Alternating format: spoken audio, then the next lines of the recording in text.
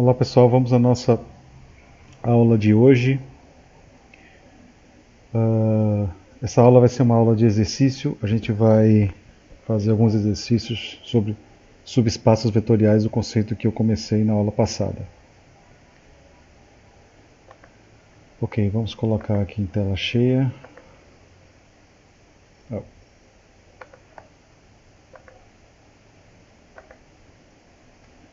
Muito bem, vou fazer alguns exercícios aqui do livro do Caglioli. E verificar quais dos subconjuntos abaixo são subespaços vetoriais de R3.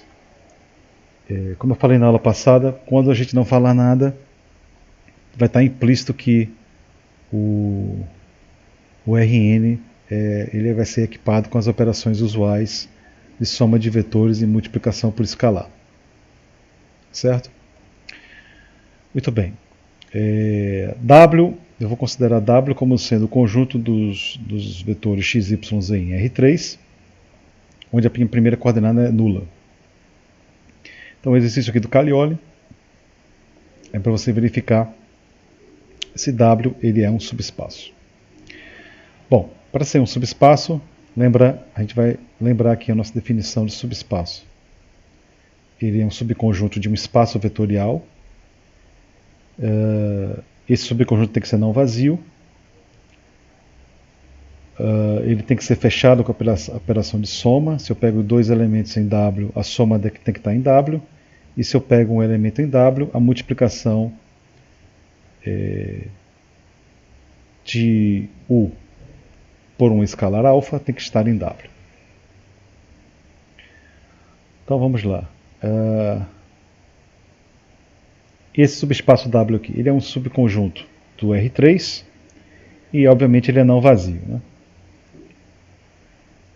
É um subconjunto cujo os vetores têm a primeira coordenada nula. Então obviamente ele é não vazio. Se eu pegar dois vetores A e B em W, suponhamos A seja da forma 0, A2 e A3 e B 0, B2 e B3, então quando eu somo, eu tenho este vetor aqui. Como a primeira coordenada é nula, então o vetor A mais B está em W. Se eu pego alfa, um número real, e eu pego um vetor A em W, então alfa vezes A está em W, né? Porque alfa vezes A, a primeira coordenada vai ser nula, né? Porque alfa vezes 0 é 0, e a segunda e a terceira, alfa A2 e alfa A3, portanto, esse vetor aqui está em W, a primeira coordenada é nula. Logo, W ele será um subespaço vetorial do R3. Outro exercício, ele considera W como sendo o conjunto dos vetores x, y, z, onde a minha primeira coordenada ele é um número inteiro. Z denota os inteiros. A pergunta é se isso aqui é um subespaço vetorial. Então vamos lá. Bom, de fato, W é não vazio, obviamente. Né? Vamos pegar aqui dois elementos de W. A, A1, A2 e A3 e B, B1, B2 e B3. Onde as primeiras coordenadas são números inteiros. Então quando eu somo A mais B, eu vou ter esse vetor aqui. Tá? Bom, esse vetor A mais B, ele pertence a W. Por quê? Porque tanto A1 como B1 são números inteiros. Então quando eu somo dois números inteiros, a soma continua sendo um número inteiro. Portanto, A mais B está em W. Porém, quando eu multiplico, por exemplo, eu pego alfa igual a 1 sobre 2 e pego A como sendo esse vetor em W, primeira coordenada 1 e a segunda e a terceira qualquer número. Não interessa esses números, pode ser qualquer número, escolha qualquer número para A, A2 e A3. O ponto é que quando você multiplica 1 sobre 2 vezes esse vetor, eu tenho esse vetor aqui, né, alfa A, cuja primeira coordenada não é um número inteiro. Logo, mesmo que eu pegue um número inteiro A pegue um vetor A em W, cuja primeira coordenada é um número inteiro, quando eu multiplico esse vetor A por alfa, a minha primeira coordenada deixa de ser um número inteiro. Esse exemplo aqui. Logo, W não pode ser um subespaço vetorial, porque a gente pegou A, um elemento de W, eu multipliquei ele por um escalar, por um número real, fixo aqui. Em particular, eu peguei alfa igual a 1 sobre 2, e a gente multiplicou esse vetor por esse escalar, e esse vetor resultante não tem a primeira coordenada como um número inteiro. Logo, não pertence a W, e, portanto, W não será um subespaço vetorial de R3. Próximo exercício é você verificar se W, conjunto dos vetores x, y, z, onde y é irracional, verificar se esse W ele é um subespaço vetorial de R3. Bom, obviamente que W é não vazio. Vamos verificar aquelas duas outras propriedades. Eu vou pegar dois vetores em W e vou somar e verificar se ele está em W. Então eu vou pegar, por exemplo, A como sendo um vetor A como estando em W, por exemplo, 0, π e 0. A segunda coordenada é um número irracional, peguei π. B como sendo 0, 1 menos π e 0, ou seja, a segunda coordenada também é um número irracional. E eu vou somar A mais B. Quando eu somo A mais B, eu tenho o quê? 0, 1 e 0. Ora, a segunda coordenada não é um número irracional, ele é um número inteiro. Né? Logo, A mais B não pertence a W, e, portanto, W não será um subespaço vetorial de R3. Por quê? Porque eu peguei dois vetores em W, mas quando eu somei esses vetores, o vetor soma não está em W. Então, W não pode ser um subespaço vetorial de R3. Outro exemplo, W x, y, z é formado pelos vetores x, y, z, onde x tem que ser igual a 3z. Ou seja, a primeira coordenada é o triplo da terceira coordenada. A pergunta é se isso é um subespaço vetorial. Bom, W obviamente é não vazio. Então, por exemplo, o vetor 3, 2, 1. Né? Eu pego dois vetores, vamos pegar dois vetores A e B em W. Qualquer vetor em W, genericamente, pode ser escrito dessa forma, porque minha primeira coordenada tem que ser o triplo da terceira. Então eu pego aqui o vetor A e o vetor B. Então quando eu somo, eu vou ter o quê? Minha primeira coordenada vai ser 3, entre parênteses, A3 mais B3, a minha segunda coordenada é A2 mais B2 e a terceira é A3 mais B3.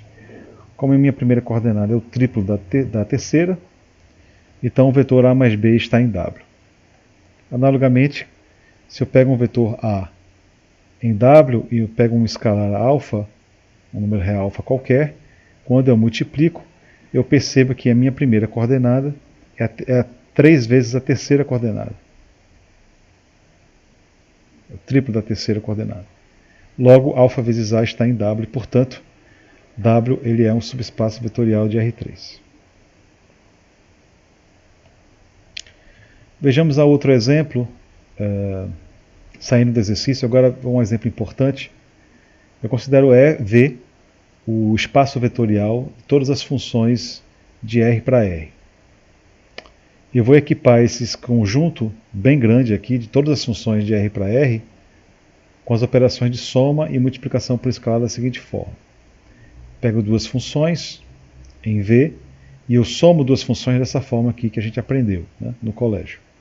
Como é que você soma a função? Você simplesmente fixa a variável no domínio da função e soma as imagens de f com g. Faço a mesma coisa para a multiplicação de escalar. Eu multiplico um escalar alfa por uma função da seguinte forma. Isso vai me gerar a função alfa-f, que num ponto x fixo será alfa-f, alfa vezes o número f de x. Bom, isso me dá uma operação de soma e multiplicação por escalar nesse conjunto V, e pode-se mostrar que isso daqui é um espaço vetorial. Vou deixar como exercício para vocês verificarem que isso é um espaço vetorial. Certo? Na verdade, se vocês olharem o exemplo do conjunto dos polinômios, a A verificação, o argumento é essencialmente a mesma, o mesmo argumento.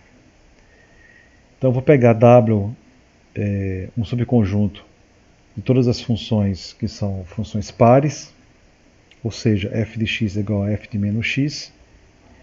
E o exemplo é para você verificar que W ele é um subespaço vetorial de V. Para isso a gente precisa verificar aquelas três propriedades. Né? Primeira coisa, W ele é obviamente um conjunto não vazio de V, né? Porque, por exemplo, a parábola é uma função par. Logo W é não vazio. Se eu pego dois vetores em W, ou seja, duas funções, nesse caso, duas funções pares, e eu vou pegar alfa um escalar. Então, quando eu somo f mais g,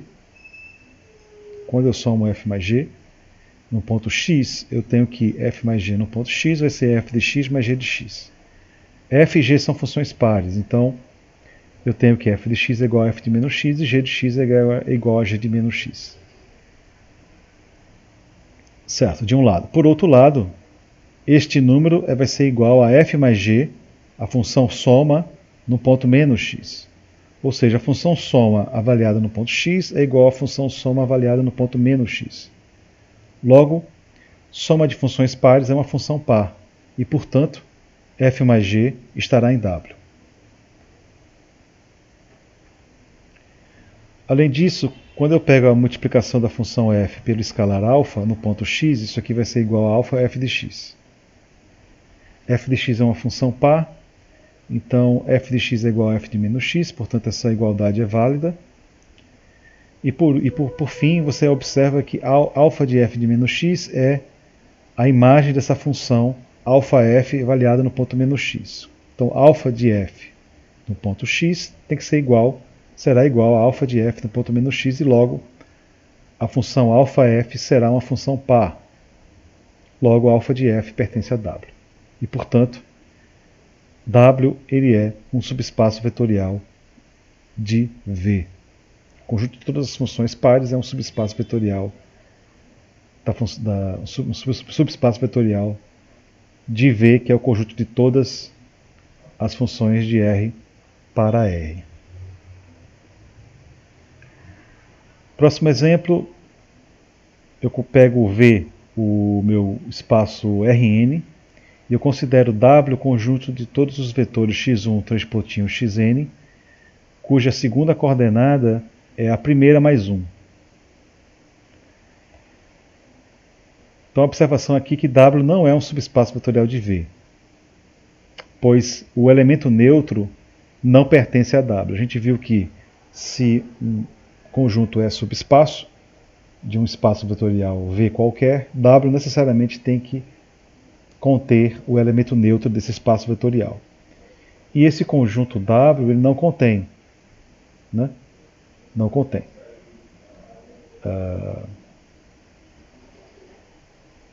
Ele não contém, né? O próximo exemplo, eu pego W como sendo um subconjunto do R2, do plano cartesiano. É o conjunto dos pontos x1 e x2 que está no plano, onde a segunda coordenada é o módulo da primeira. A pergunta é se isso é um subespaço vetorial. A resposta aqui não é um subespaço vetorial. Por quê? De fato, se você pega U como sendo esse vetor menos 1 e 1 e V 2 e 2, é claro que o vetor U e V estão em W, porque minha segunda coordenada é o módulo da primeira, mas a soma não está em W. Quando eu somo, a minha segunda coordenada vai ser 3, e 3 não é o módulo de 1. Portanto, W não pode ser um subespaço vetorial de V, do plano cartesiano. Ok, pessoal, a gente vai acabar a aula por aqui. Continuamos, então, a nossa discussão na quarta-feira. Um abraço.